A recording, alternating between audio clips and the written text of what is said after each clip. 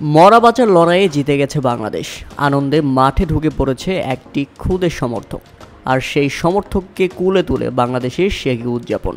কেননা সেই ক্ষুদে সমর্থকের গায়ে ছিল বাংলাদেশি জার্সি।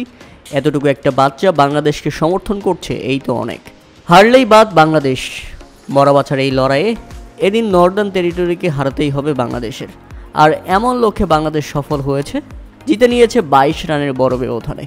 এতে টপ এন্ড টি20তে কোয়ালিফাইয়ে টিকে থাকলো বাংলাদেশ। এদিন অস্ট্রেলিয়ান ক্লাব নর্দার্ন টেরিটরির বিপক্ষে 4 উইকেটে 172 রানের লড়ুক সংগ্রহ দাঁড় করায় নুরুল হাসান সোহানের দল। তাই তো হাসান মাহমুদ এবং রকিবুল হাসানের দুর্দান্ত বোলিংয়ে 22 রানের জয়ও পেয়েছে বাংলাদেশে দল।